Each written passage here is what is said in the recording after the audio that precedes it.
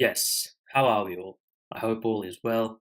My name is Sachin, and this is the Total Cricket Podcast, episode 12. And wow, do we have a big podcast today?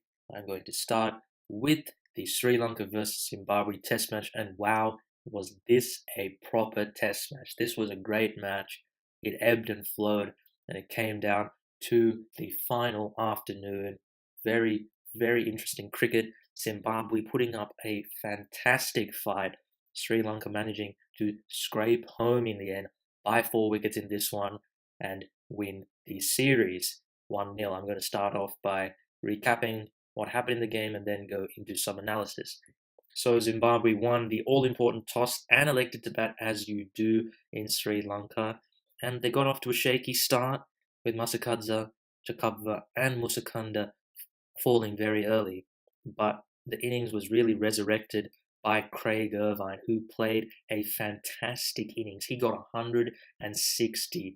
What a knock from Craig Irvine it was. He got able support from the middle order, chipping in Sean Williams, Sikandar Raza, PJ Moore, and Malcolm Waller. And Zimbabwe got themselves to a creditable total at the end of stumps on day one. They were 344 for 8, and Graham Creamer and Donald Tiripano in the end adding a little bit of salt into Sri Lanka's wounds with some nice cameos at the end, and they ended up Zimbabwe with 356 all out, a decent first innings score. Sri Lanka, Lakmal went wicketless. Kumara got a couple of wickets, nicely done, and Herat, as he always seems to do in Sri Lanka, picked up his customary 5 wicket haul. Diruan Pereira was pretty average. He only picked up 1 wicket. Asela Gunaratne, crucial, nipping out a couple of wickets, but unfortunately he could not bowl or field for the rest of the game as he picked up a hamstring injury on the second day. Sri Lanka's reply got off to a good start with an 84-run partnership between Dimuth Karunaratne and Upul Taranga, but then Karunaratne's dismissal triggered a mini collapse, and him, Mendes, and Taranga fell in quick succession. Taranga got 71, and the innings ended with a bit of careless backing up. He got run out at the bowler's end. You could say a bit unlucky, but also he wasn't backing up properly. He had the bat in his right hand and ended up trying to get back in with his foot. I think if he had his bat with his left hand, as you should, he would have got back in. So a little bit of careless cricket there. But then Dinesh Chandimal and Angelo Matthews came together to add a little bit of stability to the innings. They got a 96-run stand for the 4th wicket. Chandimal getting a 50 in his first innings as captain. Angelo Matthews getting 41. But again, Chandimal's dismissal triggered a mini collapse. Him, Digvella, and Matthews falling in quick succession. But then Asela Gunaratne, who came in at 8 due to that hamstring problem, he marshalled the tail to get Sri Lanka within touching distance of Zimbabwe and make sure that lead was negligible. He got 45 and got valuable help from Dilruwan Pereira, Rangana Herat, and Suranga Lakmal, who chipped in with some double-digit scores. Sri Lanka ended up with 346 all out, a 10-run deficit in the first innings. The Zimbabwe, Graham Creamer was fantastic, picking up his first 5 wicket haul and the first by a Zimbabwe captain in Test cricket. Sean Williams assisted him quite nicely, the part-time left-arm orthodox bowler. He picked up a couple of nice run-outs. How good was that run-out by Musakanda, flying to his right and then in the same motion throwing the ball to the nearby Malcolm Waller, who threw it on the bounce to Chakabva, who then carried out the run-out. That was one of the best run-outs I have seen. I think about Temba Bavuma's run-out at Perth. It was in that category. Fantastic work there by particularly Musakanda. Zimbabwe's reply, it looked like the game could end within 3 days the way Zimbabwe started. They were reduced to 4 for 23 at lunch on the third day. Masakadza, Chakabva, and Musakanda again falling very cheaply, and this time Craig Irvine, the Centurion from the first innings, joined them in the shed, getting an early shower. And wow, Rangana Herat absolutely tearing through Craig Irvine with a lazy shot against Dilruwan Pereira. But then the innings was resurrected. They came up from the jaws of defeat, Zimbabwe, thanks to Sikandar Raza. What an innings, a counter-attacking innings. He played his first Test century, 127 he got. He got able support from Sean Williams, PJ Moore got a nice 40. Malcolm Waller with a very nice 68. Graham Creamer eked out 48. And again, Donald Chiripano as well. He got 19. There was consistent partnerships throughout all those contributions, which really helped Zimbabwe get that target up to a big score. I think particularly the partnership for the seventh wicket between Waller and Sikandar Raza, which was 144. That was huge for the innings. And in the end, Zimbabwe ending up with 377 all out and setting Sri Lanka a target of 388 with 1.5 days to go in the game. Once again, Ranganahera picking up a 5-wicket haul. He got 6 for at the end of the game with 11 wickets, another 10-wicket haul, the 8th of his career. He went past Ian Botham, Malcolm Marshall, just to name a few on the all-time Test wicket takers list. He's now on 384. The guy just keeps on delivering. What a player he is. Then he got reasonable support from Dilruwan Pereira in this innings. He was a little bit better, but still not extremely penetrative. Dilruwan Pereira, Zaranga Lakmal again wicketless, and Lairu Kumara got the crucial wicket of PJ Moore with a nice bumper. It was a tough pitch for the fast bowlers. I think in the whole game, only 4 wickets fell to pace. So certainly not a pitch for the fast bowlers. So I think Kumara getting 3 wickets was a good effort by him. The Sri Lanka's chase, they went into stumps at day 4 on 170 for 3. The match was certainly in the balance. Another decent opening partnership. Upul Taranga perished though for 27. Dimut Karunaratne got a brute of a ball from Sean Williams, kicked back in out of the rough and taking his off stump. And then Dinesh Chandimal with a slightly lazy poke to Graham Creamer, and he was out. And then Kusal Mendis, he played a nice innings, but early on day 5, he threw his wicket away. He got 66. Angelo Matthews, what a soft dismissal that was, just chipping it straight back to Graham Creamer. And at that point, 5 down with 175 still to get. You thought this game was Zimbabwe's. But what a partnership. 121 for the 6th wicket between Niroshan Dikvella and Asela Gunaratne. Wow, that was fantastic. Dikvella with a counter-attacking innings. He got 81, his highest test score. Gunaratne, the Iceman, getting 80 not out, seeing Sri Lanka home with the help of Dilruwan, who made sure that there were no other hiccups after Dikvella's dismissal. He got 29, Dilruwan Pereira. And in the end, it was a great chase from Sri Lanka, saving face in this game certainly. It was their highest run chase ever, the highest run chase in Asia in Test cricket, and the 5th highest in all Tests, which was a great achievement. I thought that Graham Creamer, wow, he toiled so hard. 4 wickets he got in this one. Sean Williams picked up a couple, but there really weren't any other options for Zimbabwe. Those two got tired towards the end, and they really had no one else to turn to for wickets. They dropped a few catches as well. They were a bit sloppy towards the end. Certainly that inexperience coming back to haunt them. But that was the game. Sri Lanka winning by 4 wickets. And now let's look at the game a little bit more closely. I think what was clear for Sri Lanka in this game was the lack of penetration in the bowling apart from Ranganahera. I mean, Ranganahera, 11 wickets. This guy is incredible. He's 39 and he's still so lethal. Sri Lanka relies so heavily for him on wickets. He's unbelievable though. Let's not take anything away from the genius of Ranganahera. What a bowler he is. The best left-arm orthodox bowler in the history of Test cricket, and really he didn't get a lot of support from Dilruwan Pereira. He picked up 4 wickets, Dilruwan, but in all honesty, he rarely looked threatening, bowled a lot of loose balls, a lot of short balls that the batsmen were able to pounce on. Dilruwan Pereira has a decent record in Test cricket. His average is under 30. He's got wickets for Sri Lanka, but the thing is, for me, is that he's 35, 36. When you look at these 2 spinners, I think Sri Lanka need to be looking elsewhere. I know Dilruwan is a solid number 8, and he definitely strengthens the tail immensely batting there. But he's in the team to bowl, and he's really an average spinner. He's an average spinner at the end of the day, and I think that Sri Lanka would be better served looking at someone like Lakshan Sandakan, giving him a go. But on the flip side, Sandakan is not very dependable and he can't really bat either. The thing about Sandakan is you don't know what you're going to get. He might be going for 5 or 6 and over. Then what do you do? You're in a real pickle.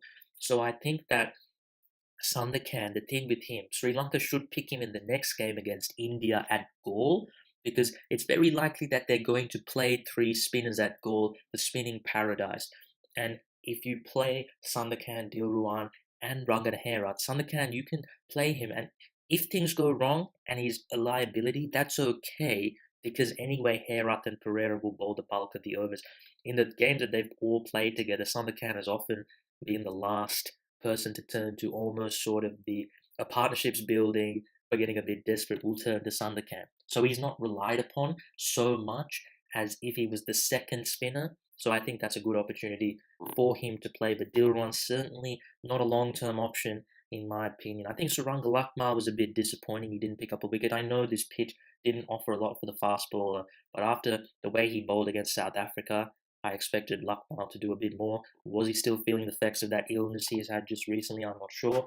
But certainly Sri Lanka will hope that Nuwan Pradeep is back fit soon, because if Lakmal's going to bowl like that, then I'd probably prefer Pradeep in the team. He bowled nicely in the Champions Trophy. As for Lairu Kumara, I got to give him his props on a dead pitch to just run in and bowl his heart out. He got 3 wickets. Yes, he's a little bit expensive. Yes, he can bowl some very poor deliveries, but he is a wicket taker. He picked up 3 wickets in the game, and I love his fire. He bowls with a passion. This guy's a fast bowler through and through.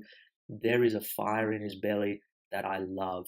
That kind of passion can be contagious to the team, and I really like having that. He's only 20. He's going to grow. He bowls 140 plus. This is a great prospect for Sri Lanka, and hopefully he develops nicely. But I think Sri Lanka, really the penetration is lacking. Dhammika Prasad is rumoured to be coming back into the fold in October. He was fantastic before suffering those shoulder problems for Sri Lanka. You got Shaminda Eranga, his action has just been cleared by the ICC. Before that injury that saw him not play a test match, the back problems he had that saw him not play for 18 months, he was fantastic as well. But then when he came back, he just didn't look the same, and it appeared like his action had changed. And then you've also got Dushmantha Chamira. Can he get back to where he was? He took 9 wickets at Hamilton. If he can get back to that level, Sri Lanka have possibilities, but I think we need to just see them really come to fruition more. But there is fast bowling potential. The biggest thing I think is they need to look at other spinners other than Dilruwan Pereira, because he lacked penetration in this game. But apart from that, the batting looks set. The batting looks pretty set. I still don't think Dimuth Karunaratne should be in the team. I think for a long time he's been a liability, and against India, against Ashwin, I don't expect a lot from him. I would like to see Sadira Samarawikrama given a go at the top of the order. I think that when you have a look at it, I had question marks over whether Asela was a test batsman coming into this, and I thought that Dhananjaya De Silva should have been picked ahead of him. I still think Dhananjaya should be playing and shouldn't have been dropped in the first place, but you know what? Asela deserves his place. This guy has ice in his veins. He is the Iceman. This guy has done some incredible things. He's only been playing less than a year for Sri Lanka. He won two 2020 internationals for Sri Lanka in chases against Australia in Australia. He finished off that game against India in the Champions Trophy with a quick 30 off 16. And now this, the 80, the calm, collected 80 in the second innings to see Sri Lanka through to their highest chase in Test history. This guy has some nerve about him. It's really incredible how he's come through. And don't forget his 40 odd in the first innings to get Sri Lanka to a place where they didn't give up much of a lead. And remember the 5th ODI against Zimbabwe as well. He got a 50 to help Sri Lanka crawl to a respectable-ish total on that wicket of 210. So this guy is a great man to have in the team. And don't forget his bowling, I think, in slower conditions that perhaps give a little bit of bite off the pitch as well. He can potentially give you a couple of wickets as well.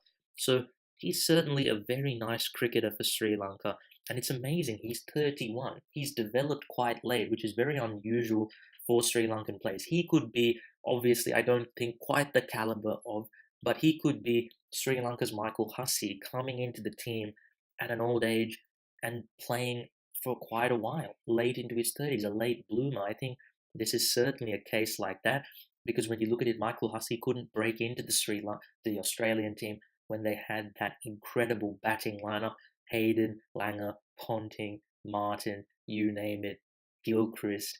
What a team that was. But then, same here with Gunaratne when Sri Lanka had Dilshan, Sangakkara, Jayawardene, Samarawira. Not to mention the fact that Gunaratne didn't actually even have the weight of runs behind him. He hasn't been a regular in the A team for so many years. He's a late bloomer, and now that Sri Lanka are lacking experience, he's a great man to have because he hasn't played a lot of international cricket, but already he's playing like a senior pro. He is a very, very nice cricketer. I think some people talk about he has limited ability. I'm not so sure about that. He has great ability. He's able to hit shots all around the wicket. He's able to maneuver the field as well. A lot of the Sri Lankan batsmen really can't rotate the strike very well. He does that expertly. He is a nice cricketer. I think the only thing he needs to work on is probably his running between the wickets. He has been involved in a fair few run-outs in his time. But he is a really good asset for Sri Lanka. I think the other one to come out of this with a lot of credibility is Niroshan Dikvella. He didn't have the best series against Bangladesh, and in the first innings, the shot he played, you think, oh, does he have the temperament for Test cricket? But that was a fearless innings, 81. I think that's just the way he plays, that counter-attacking style. Sometimes he's going to look like a fool, but when it comes off, wow, it can be match-changing. I think you have to accept that. Don't inhibit him. Let him play with freedom. I think you can say the same about Kusal Mendis. He's such an aggressive player. Sometimes he's going to look like a fool, but when it comes off, it's match defining often. So I think it's important for Sri Lanka to nurture these talents and allow them to play with freedom. And it's amazing a guy like Dick Vella, who's had now a run in the team, the confidence that he has. This is why the consistency of selection is so crucial and it needs to be implemented across the board more. You see a lot of players get in and out. Give them a run and they will show you how they can play. But there's certainly promise in the batting when you've got guys like Kusal Pereira and Dhananjaya De Silva in the reserves. I think there's certainly promise in the batting. I definitely still think Dimuth Karunaratne isn't really up to the mark. But the batting, I think, is the least of Sri Lanka's concerns, although it's still not consistent. There's not enough people getting hundreds and it's not consistent, but I think the skill level and the talent is there, and that's the least you can hope for. One worry with the batting is certainly Angelo Matthews. Once again, didn't get a 50 in this game. His last 14 tests, he has averaged 29. That's not good enough. It's gone quite under the radar, I must say, and he hasn't got a Test 100 since the last time India toured. That was 2 years ago. He really has to pick it up. It was quite bizarre seeing him field it long on after all this time, fielding a slip or closing as the captain. How is losing the captaincy going to affect his batting? I really hope that he can pick it up because he needs to be performing better in Test cricket. Dinesh Chandimal, in his first game as captain, I don't think we can read much into it. There wasn't much to go off, really. I think his batting was good enough. He got a nice 50 under pressure. And I thought in the second innings that he got a really nice delivery, although he could have played it better. He could have played it better. So he was poking at it, but it was good bowling from Graham Creamer. But Chandimal with the bat, the problem for me, him being captain, is that he hasn't been a reliable performer since that South Africa series. He hasn't. He had a woeful tour of South Africa. And this guy, let's be honest, we weren't really sure whether he was going to be in the team.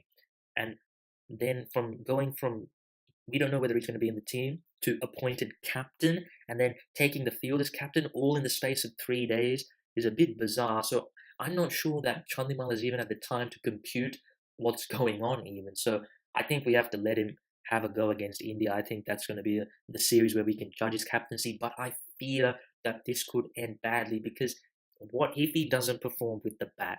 Then what happens? Where do you go from there? Does his career just end then? Like, what happens to him there? This is the problem when you have someone who isn't guaranteed a place in the team. It's the Darren Sammy effect. The guy shouldn't be in the team, but he's the captain. That creates a lot of problems. And if Chandimal fails against India, that's going to cause a lot of problems. So I fear for that. But hopefully he can get back, get inspired by that 160 he got at goal last time India played them there, and hopefully he can get his act together with the bat, because otherwise things are going to go from bad to worse for Sri Lanka. I thought in this game in general there was certainly a lack of confidence. The team is underperforming. There's no doubt about it. Against Zimbabwe, they've underperformed. There's been a real lack of confidence. There was a fear to most of the cricket, and that's why it was refreshing to see Dick Vella play the way he did. I think they've been a little bit inhibited, and I think for morale's sake, going into the India test, it was huge for them to get that victory. Such a historic thing, but I think it was more relief, really, the fact that if they had lost to Zimbabwe, I mean, that would have been something else. So, in the end, for Sri Lanka, avoiding an absolutely embarrassing result, and going into the India series, I think still the odds are stacked against them, but at least there is some hope, and I really hope that there are some players who just stand up and be counted. That's all you can ask for. The players to give it their all. Now on to Zimbabwe. I thought Zimbabwe did a great job in this game, I must say. Really, congratulations to them on the whole tour in general. They should be really proud of how they played. Graham Creamer marshaled the troops excellently. I really hope they get more cricket now. Now they've shown the cricket world what they're about. They don't have another proper tour till October, 2 tests at home against the West Indies. I hope in between they could maybe get some of the associate nations to play some ODIs, because they need cricket. That's the biggest thing. I think this test, the ending of this test, showed that they need some cricket.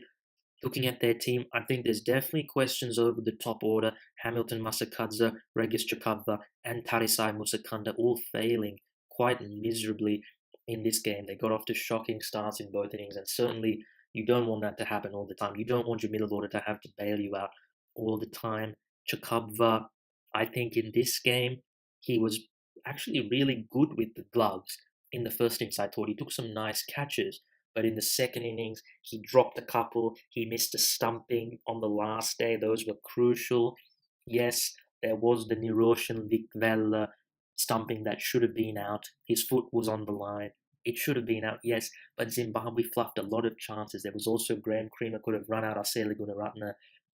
There was that sloppiness in the field from Zimbabwe that really let them down. So I don't think you can attribute the loss to that poor umpiring decision. I think Chakabva, he looked a good keeper. Maybe he was just nervous. Maybe he was struggling to deal with the pressure. PJ Moore certainly is not really a top keeper, and clearly they weren't confident enough in him in Test cricket to keep. Yet he's a nice talent with the bat, PJ Moore, but certainly lets through a lot of buys. He does. But again, Chakabva, he was okay, but I think certainly that's a position of worry for Zimbabwe, the wicket keeper position.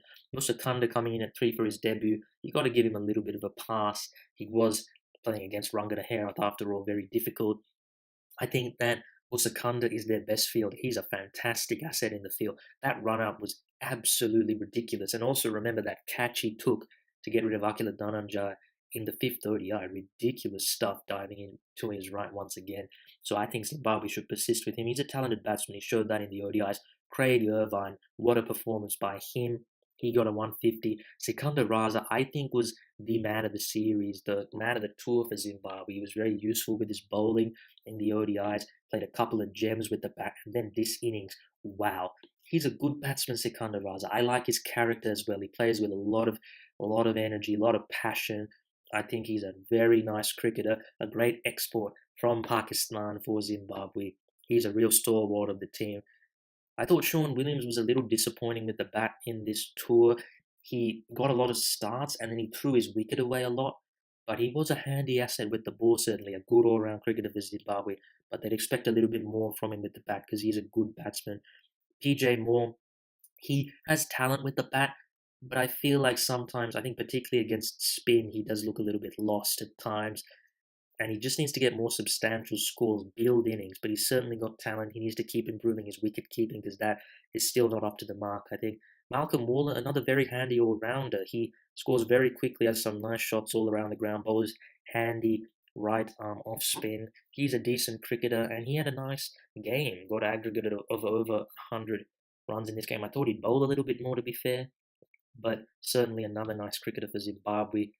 I thought that I think going more to the bowling now side of things, Actually, no, before that, I'd just like to comment on the depth of Zimbabwe's batting. When they've got Donald Tiripano, who can certainly handle the bat at number 10, the batting is really deep. Graham Creamer at 9 as a test 100, Malcolm Warner coming in at 8. It's a really deep batting lineup, and that is certainly their modus operandi. We're going to score as much runs as we can and try and just restrict you. But unfortunately, I don't think that strategy works in Test cricket. The thing is, I said coming into this game it would be difficult for them to win because I don't think that bowling attack has enough to take 20 wickets, and I think that's exactly what we saw. I don't think they had a lot of penetration. The fast bowlers, Mpofu and Tiripano, lacked penetration. They don't have a lot of pace about them, and admittedly, they play a lot of their crickets on very unhelpful surfaces. But I still am very surprised that Tendai Chatara did not play this. He was the most threatening of their fast bowlers in the ODIs, and it was a bit bizarre to see that he did not play. And this wasn't an injury, I'm not too sure on that one. But I think their over reliance on spin was, I think, clearly exposed in this game. Graham Creamer bowled a whopping, let's see how many overs he bowled. Unbelievable stuff from Graham Creamer. He got through 88 overs. That is ridiculous. That is unbelievable. He's a good bowler though, Graham Creamer. He bowls good leg breaks. Doesn't utilize the googly often, but his leg breaks are really nice. And I think that he got the most bite out of this surface. It was a pretty sedate pitch, but it did spin. The odd one spun occasionally, but I think particularly for Graham Creamer, it spun more often than not. And that's the beauty of the leg spin, as I've said so many times on pitches that don't really offer a lot for the spinners. The leg spinner is usually going to be more dangerous than the finger spinner. Obviously, Ranganahera really doesn't rely on the wicket turning, to be quite honest. He doesn't rely. Most of his wickets, the ball actually goes straight on. That's the beauty of his bowling and what separates him from a lot of bowlers. But Graham Creamer did a great job. I thought 9 for him in the match. And I think the thing for Zimbabwe was Sean Williams bowling as many overs as he did. Now, he's a part-time bowler at the end of the day, and he got through 67 overs as a part-timer, and particularly in the second innings, the fact that you had bowling 44 overs as a part-timer, that's a bit of a worry. The other overs, Sekunda got through 13 in the second innings. He's also a part-timer. The over-reliance on these part-time options, they can get away with it in one-day cricket to an extent. I still think that on pitches where they're just absolute roads and against better teams than Sri Lanka, teams would just rack up 350, 400 on them, and even Zimbabwe's solid batting would not be able to chase those totals down. But in Test cricket, you really can't get away with it at any cost. I think they need to strengthen their bowling, certainly. You've got to add some better fast balls. I'd like to see Tendai Chatara play their next Test match. And as for the spinners, I guess to be fair, I think Wellington Masakadza, the left-arm orthodox bowler, he got injured, I think, during the one days and had to go home. They have Tendai Chisoro as well. He's a left-arm orthodox. They could try him potentially. They've got options, but they just haven't tried them, and they've really trusted their part-timers. At the end of the day, they only went with 3 frontline bowlers, and Donald Tiripano and Christopher Mpofu only bowled 10 and 17 overs respectively in the Test match. So it was really Graham Creamer, the only real proper frontline bowler in this game. Certainly, I feel like if they're going to win Test matches, they need to shift away from using the part-timers so much. I guess that you could argue that they don't really have the bowling resources, so they might as well stack the batting and play part-timers, but developing some good bowlers is certainly going to be the step that Zimbabwe need to win more Test cricket, particularly when the pitches are, say, outside Asia, because they are so reliant on their spin. Outside Asia, their fast bowlers need to stand up. So certainly the bowling is a bit of a problem for Zimbabwe. I thought also that the lack of experience came to hurt them. The fielding was great for most of the Test match, but on that last day it was just sloppy. And I feel like they also let the game drift a bit at times. I felt that they could have mixed it up potentially. Just Creamer and Williams just bowling over after over was getting a bit predictable. Perhaps they could have turned to Malcolm Warner, Donald Tiripano. They could have tried something different just to spice things up. But I felt that at the end of the day, they just didn't quite have the know-how in that situation, whereas Asela Gunaratne, the Iceman, certainly did. And in the end of the day, though, I got to say, congrats to Zimbabwe. I loved them on this tour. They were really fun to watch, and I wish them all the best in the future. The last thing that I'd like to talk about on this match, a bit of a bizarre thing. I thought this was absolutely hilarious. Now, Asela Gunaratne was the man of the match. Now, explain to me this. How can the man of the match in a one-match series not be the man of the series? That doesn't quite add up, does it? It's absolutely absurd. Ranganahera was the man of the series. I really don't understand. It's classic Asian presentation ceremonies. There's always a ridiculous amount of ludicrous awards. You get awards for like catch of the match, most sixes in the match. It's all these bizarre awards, and this one was yet another long line in the bizarre awards you see, quite outlandish, that you had a player of the match who did not get the player of the series in a one match series. Really, the player of the series award is redundant because it was a one off game. So that was pretty hilarious, I must say. The other thing to note, did anyone see that when it was clear that Sri Lanka were going to win, all of a sudden you see Tilanga Sumatipala in the crowd? That is the biggest sign of Sri Lanka winning, honestly. If you see uh if you see like one of the presidents, or like for example Sanjay Surya, the chief selector, giving an interview or in the commentary box or just on the TV, you know that Sri Lanka is doing well. I find it is a bit ridiculous the way that it's like, yes, don't worry, everything's under control. I'm the boss. Yes, I'm in control. Everything is fine. There's nothing to worry about. I'm doing a great job. And you're there after, where were they during the ODI series against Zimbabwe? You couldn't have located them even with the most high tech technology. You couldn't have. They would have been underground in some underground chamber. You couldn't have located them no matter how you tried. So I find it very convenient how the Sri Lankan cricket officials always seem to get into the spotlight whenever the team's doing well, but they're never there when the team's not doing well. I got to give credit to Andrew Fidel Fernando for pointing that out on Twitter. But yes, that's it for the game. Very good test match. Now on to the other thing I want to talk about today is the England versus South Africa game in the semi-final of the ICC Women's World Cup 2017. This was a great game. It really was. England winning by 2 wickets with 2 balls remaining. It should not have been that close. England making a meal of the chase. But wow, it was a great game.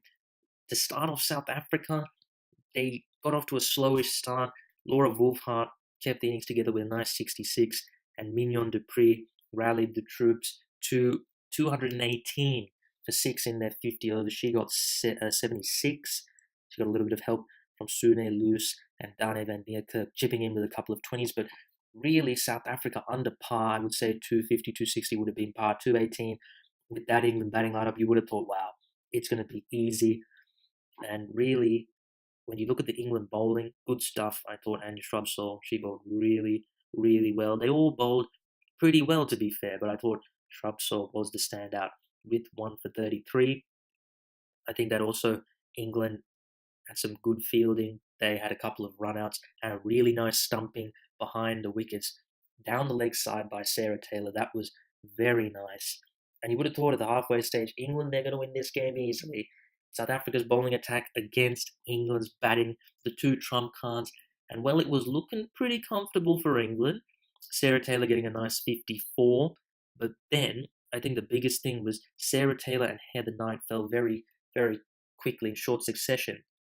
Prior to their dismissals, 18 overs to go, England needed a mere, I think it was 80? I believe it was 80. I think it was 18 overs, 80 to win, and 8 wickets in hand.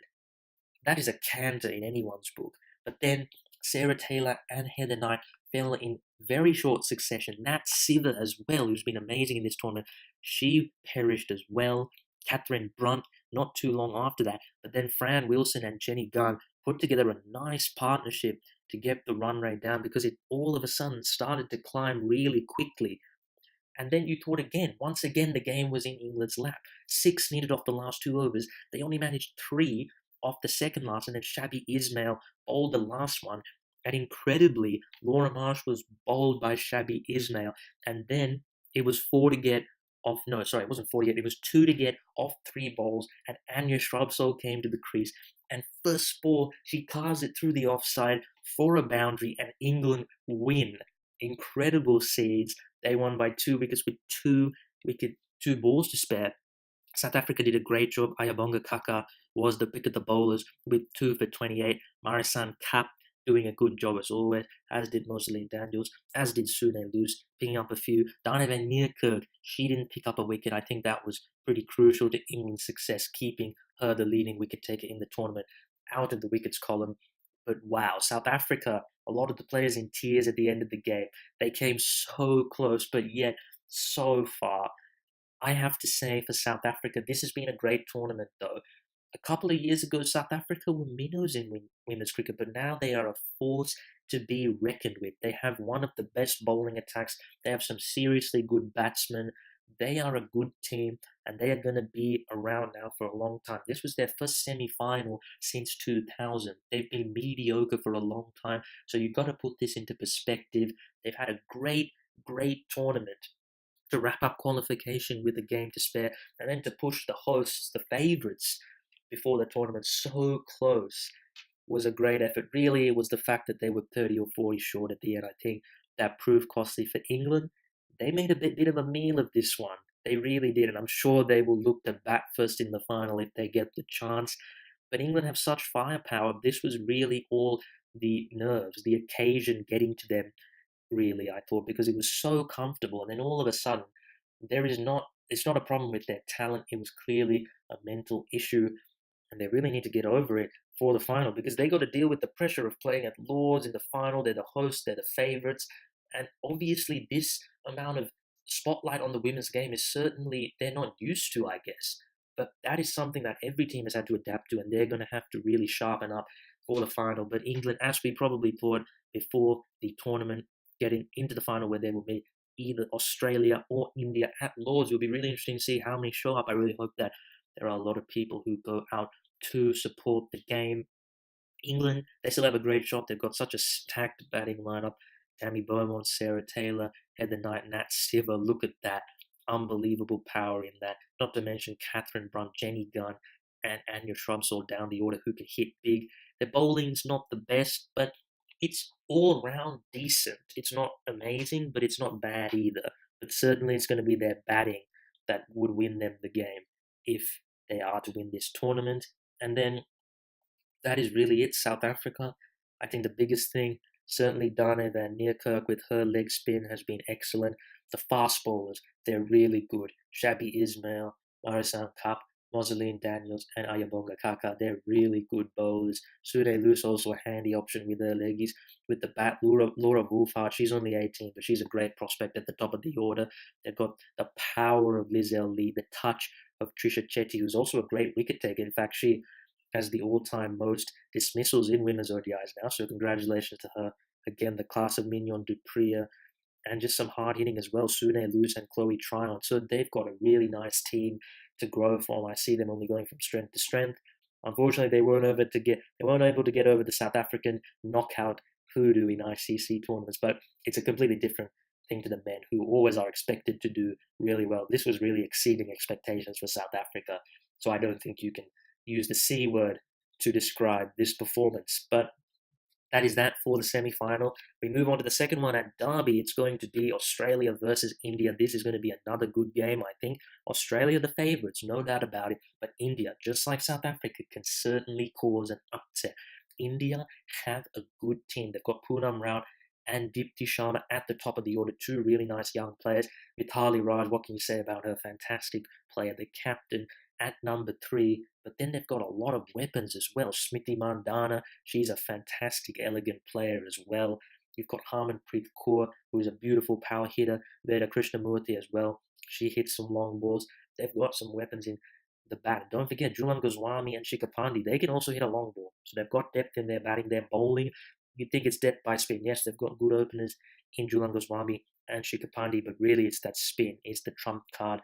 And they've got good variety. They've got Poonam Yadav, the leg spinner. They've got Dipti Sharma, the off spinner. And they've got Rajeshwari Gaikwad, who is the left arm orthodox bowler. So they've also got Ekta Bish, who she bowls some left-arm orthodox as well, but I'm not sure if she'll actually make the 11. But certainly a well-rounded team from India, and they've had a great tournament, just like South Africa, really exceeding expectations, becoming a power in the women's game. And I think they have a good shot. But I got to give the edge to Australia. This team is so stacked. You've got Jess Jonathan and Ashley Gardner coming in at 9 and 10. These guys bat in the top 4 for their WBBL teams.